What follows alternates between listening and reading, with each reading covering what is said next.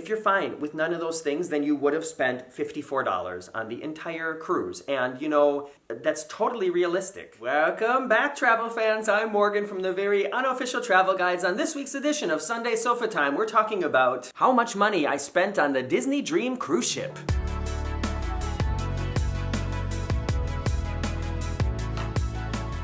It is Sunday, February 9th, 2020, and I said it last week as well. I do Friday videos and then these Sunday videos. And my Friday videos at the moment are all about our first cruise of this year on the Carnival Sunrise. So if you're interested in those, stick around, look at my library, you can see all of those. And in order to mix it up a little bit, I'm kind of focusing my Sunday videos now at last week and this week and probably next week as well on other things, just to, you know, keep the variety going. Somebody commented, geez, it seems like this channel has just become one big commercial for Carnival. And at first I was like, but then I thought, yeah, it kind of has, hasn't it? So that's why I am doing things a little bit out of order. 2 weeks ago, I did exactly the same video that I'm going to do today, but about the Carnival cruise. So I went through my onboard account summary and just went through everything I spent money on and talked a little bit about it to give you an idea of, what things cost and how much money you can budget for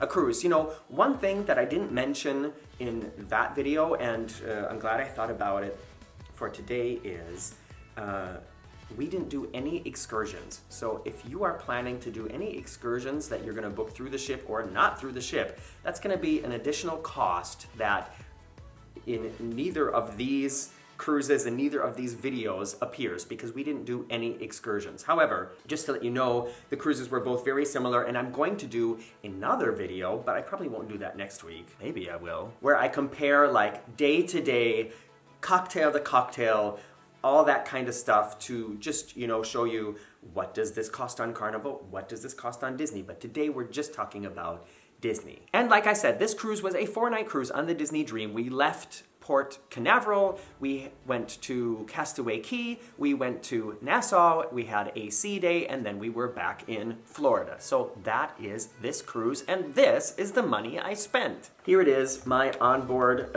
account summary. I know you can't see it, it's too light, but maybe if I hold it back a little bit further, I don't know. I'm gonna describe it to you anyway, so it doesn't matter. But first I'm gonna wait for this kid out in the hallway to be quiet. And she's done. The first charge listed on here is from January 6th, and it says Castaway Island Rec, which means recreation, CO4 bike rental, 1 hour rental. Here it says $13, and that was for 1 hour. And just to let you know, this is something that I was also not concerned about, but there's the kid again. Let's make a deal. I won't let it bother me if you don't let it bother you. What was I gonna say? Yeah, so if you pay this $13 to rent a bike on Castaway Cay, which I highly recommend, by the way, then once you get off the ship and you walk a little bit into the village on the island, which is so cool, you will sort of walk right into where the bicycle area is. And when I post the video of Castaway Cay, you'll see that exactly. And you pay $13 to rent for an hour, and I booked this in advance. I don't know if the price is the same if you book it on the island, but it's not for an hour. You can keep the bike as long as you want. And I asked about it when we picked up the bikes. I asked, do we really have to have it back in an hour? And the woman working there was like, no, darling, you're on island time. Just bring it back when you're done with it. That was a fantastic island accent, wasn't it? All right, the next charge that shows up here is also from January 6th, and it is the guest internet onboard credit. Oh, no, wait, hold on. I mixed two things up. It is the internet. So I booked one of the larger internet packages because I wanted to be sure to be able to keep in touch with all of you through Facebook and Instagram while I was on board, posting pictures, posting updates, because, I love it. And I know you guys like to see those things too. That's why we're all here, right? But like most ships, the internet is not included on board, and I paid $89 for 1 gigabyte of internet on the ship, which, if you ask me, is very expensive. You'll see it in the comparison video I do between this and Carnival.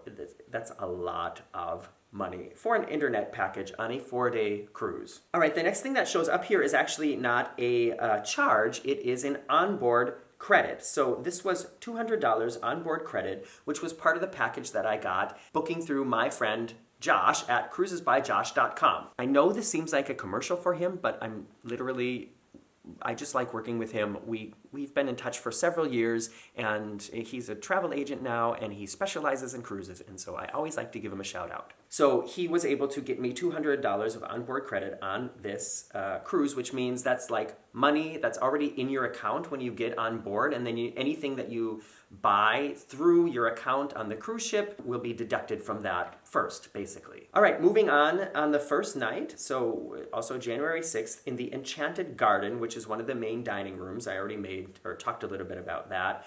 I had a glass of wine, and that cost $10.20. And one thing that's interesting here is I'm pretty sure that I added an extra tip, but that's not listed here.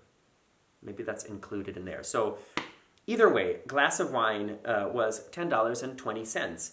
The next thing is the same night in the Skyline Lounge, which is a really cool bar where it looks like you're up on some like really high hotel looking out over like a city view, and probably like every 10 minutes, it changes to a different city. It's really cool. And the whole, like the artwork and stuff in the bar changes as well. Really cool experience, a lot of Disney magic, and no kids allowed. So I had a cocktail there, which was kind of like, a lot of the cocktails that you can order in the Skyline Lounge come with some small little goodie that you get to take with you, like a light up ice cube, or some of them, at least one of them, had like a bracelet that you got, so bonus.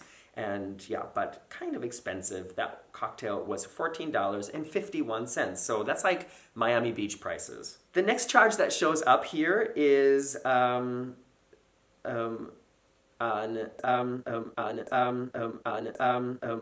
we were on Castaway Cay. So it was January 7th, and it's from the She Sells Seashells souvenir stand shop on Castaway Cay. It was $81.72. And let me tell you what it was I got for that. First of all, I got some pins for some friends of mine who I met in Orlando a couple days later. So M and R, you guys know who you are. And I hope that you enjoyed getting those pins. I definitely enjoyed getting together with you guys. I also bought the Castaway Cay hat for myself that you'll see in a lot of videos coming up that I really like, that I'm still wearing here in Hamburg. And I bought a gigantic blue and turquoise souvenir Castaway Cay beach towel from Marcus because it was his birthday a couple days later. So that is what that $81.72 was for. It was for 2 pins, a hat, and a great big towel. Same day, another glass of, was it a glass of wine? Maybe. I don't remember if this was a cocktail or a glass of wine. It was at the District Lounge on January 7th, and it was, it just says liquor there. You know what I think it was? I think it was a vodka cranberry, so a long drink. $9.63.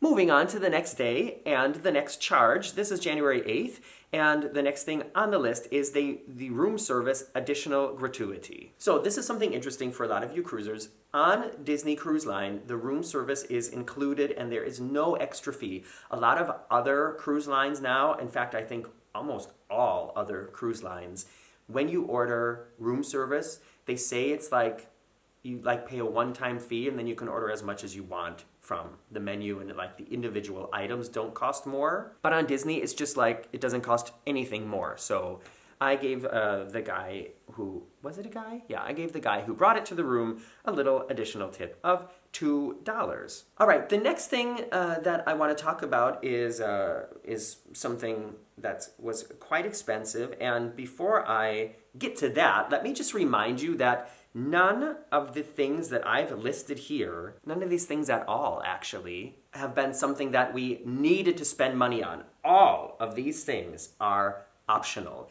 There's only one thing that is like automatically added to your bill, and I'll get to that in the end. But all of these things are things that if you're trying to plan a cruise, an upcoming cruise on Disney, and you're trying to think about the budget, if you're fine with not having any of these things, then you will have spent zero money on the cruise so far. Know what I mean? And I want to continue with the next thing, which was something that ended up being very expensive. But before I do that, I'm going to put a little commercial break right here. I know a lot of you don't get commercials when I say that they're going to be, and that's cool. A lot of you have YouTube Red, or is it called YouTube Red? Or, like, thing where you can pay like a little bit of extra money and then you watch YouTube all month with no commercials. And for some reason, other people just don't get a commercial at the time, and it's all good. But if you did see a commercial right then, let me know what it was for in the comments below. Good. Moving on to this thing I've been talking about now for 5 minutes. We got a massage on board, and this is something very luxurious,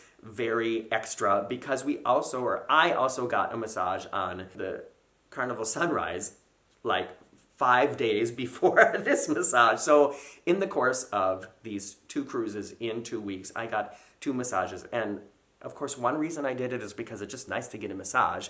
And another reason was I wanted to compare the 2 spa and massage experiences on these quite different price category lines. That's going to be a video coming up as well, and I just want to say it again. There was something very surprising about it, and I'm not saying that to like hook you in. Well, I guess in a way I am. I just don't want to spoil it before I do that video. And I've said it enough on other videos. I'm not a fan of getting a massage on a cruise ship, because I have a great spa that I go to here on land that costs like half of the price, and it's just as good. But so this massage that I bought for me, and I also bought one for Marcus for his birthday, they cost $152.22, including the extra included tip. So that was over $300 for 50-minute massages. Way, way, way too much money. But I did it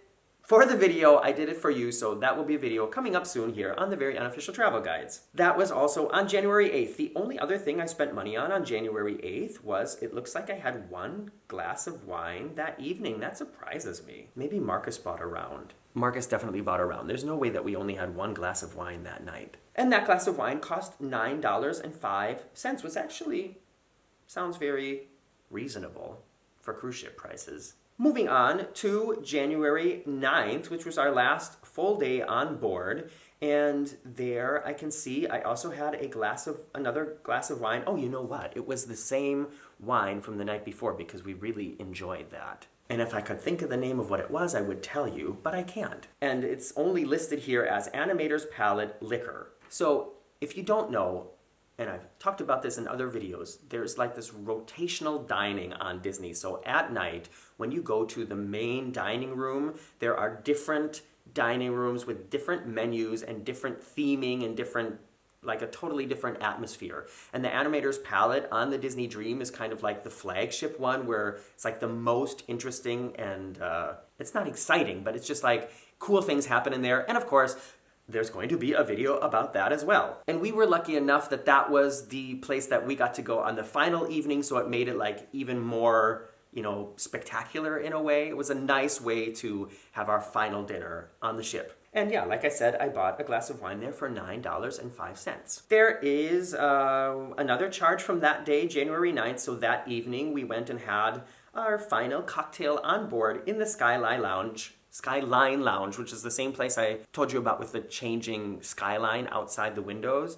And that was another one for $14.51. But I got another glow-up light cube, so that was cool. And now I'm coming to the only thing on this bill that was like automatically added to the bill, and that is the onboard gratuities. When you go on a cruise nowadays, I think almost every cruise line adds these onboard gratuities, which is something that will be like added to your bill every day or for every day at the end of the cruise. And it's comparable to like a resort fee to a resort on land. You guys know what it's like nowadays. At a lot of places, you book a hotel room or a resort room like in Las Vegas, and you think, oh, it's only going to cost $120 a night. And then they add another $50 a day as the resort fee for like, you know, the internet and cleaning the pool and stuff like that. So cruise lines do that too. Disney does it too, but I have to say it was pretty reasonable. It was $54 is what they added here, and we left it on there. And they gave us, this is something that I haven't seen for a while on cruise ships. They gave us envelopes and then like a printout like this, and then you could detach, like, you know, like it was perforated, and then you like take this one and this one and this one, and then you put like your name and cabin number was printed on it, and you would fold it up, put it in the envelope, and then give it to these certain people on board or leave it in your cabin. And that was a neat way to do it. And of course, if you wanted to do it differently, you could just leave that page or like dispose of that page and then put cash in the envelopes and give those to the people as well. By detaching the coupons and putting in the envelope, it's like you are confirming, yes, I'm fine with this much money, and so here you go. And it was, yeah, like I said, $54. So the grand total of all of this was $621.31, which is, you know, a lot. However, I want to take out the exact price of one of the massages. Hold on, I'm really bad at math. Hey Siri, what is $621.31 minus $152.22? The answer is $469.09 US. Okay, so altogether, I spent $469.09. It still seems like so much money. I think it's because, yeah, the one massage was $152 alone, and then the souvenirs I bought were, yeah, over $80. And so, yeah, and then the internet for almost $90. It all just comes together. And like I said, if you don't drink alcohol, and if you don't want to do any excursions, and you don't get a massage, and like I said, save your money and do 2 great massages on land for the price of 1 great massage on a ship. If you're fine with none of those things, then you would have spent $54 on the entire cruise. And, you know, that's totally realistic. And a friend of mine, Heather, who also has a YouTube channel, Heather's Travels, she mentioned that when they go on a cruise, she tells her kids, if it costs extra, the answer is no. And one great thing about the Disney cruise is one thing that I think a lot of people like to spend extra or end up spending extra money on when they have kids is like soda, pop, you know, like Coke and stuff like that.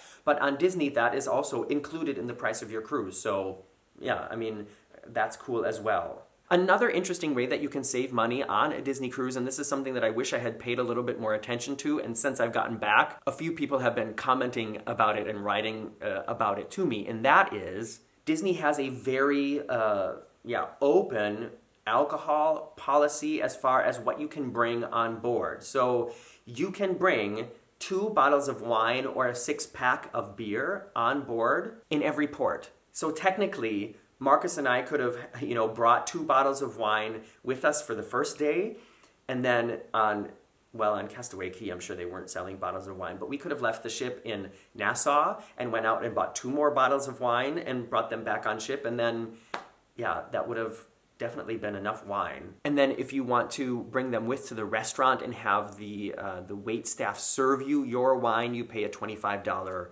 corkage fee, or you can just pour it into a glass in your cabin and then bring it with to the dining room. And that's how much money I spent on the Disney Dream. What do you guys think? Does this seem like a lot of money? Do you end up spending more money? I mean, seriously, I don't think that other than paying for the 2 massages, there isn't really anything very like lavish on this bill. Like if we had gone to one of the specialty restaurants like Remy or Palo, or if we had done any excursion, this would have been, you know, another $80, $90, $100, maybe even more dollars more than what this was. So I think this gives you a pretty good impression of what it costs to go on a Disney cruise, and I hope that this helped you. And I'm going to leave that now and go on to the part of Sunday Sofa Time where I comment on your comments live on air.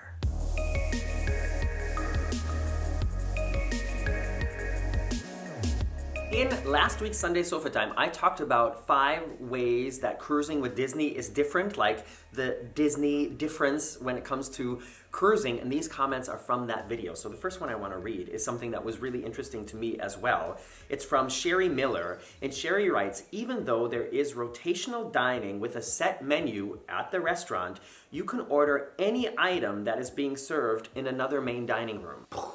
I wish I had known that before we cruised, because there was this amazing truffle ravioli that I would have had every night if I had known that. So great tip from Sherry Miller, and another reason that I'm just really happy that we sit down here and do this, and that, you know, you guys write comments and I take the time to read them, because this is some useful information for me and for all of you as well. Here's an interesting comment from Robert B. Desmond.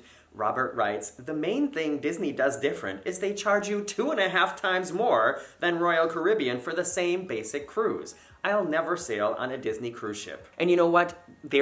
In a way, that is true. Disney does cost much more than almost every other mainstream cruise line. There's so many ways to debate about if it's worth it, if the price is justified, but it is a fact. Disney does cost more.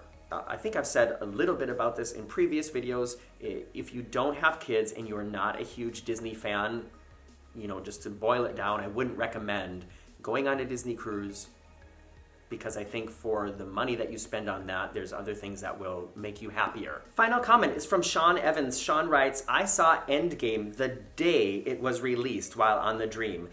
What Sean's talking about is the Disney Dream has a really amazing movie theater on board, like where they only show movies on a fantastic gigantic screen with a really loud sound system, including like super high quality 3D movies.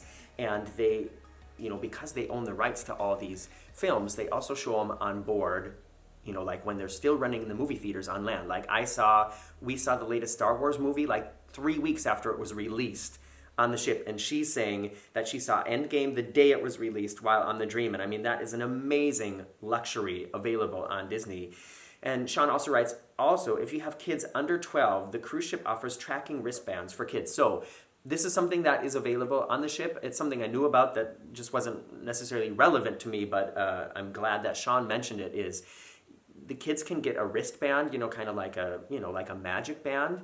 And if you want to, as a parent, if you can't find the kid, Disney can, track and locate the kid on board. And that's, a huge benefit as well. I don't know, do any of you know of if any other cruise lines offer that kind of service? Let us know in the comments below. There you go. And you know what? I'm going to do something that I haven't done again in so long. I'm going to give you guys a secret word. So if you have watched the video till this moment, then in your comment, somehow include the word in your comments, and I'll know you watched until the end. See you next week.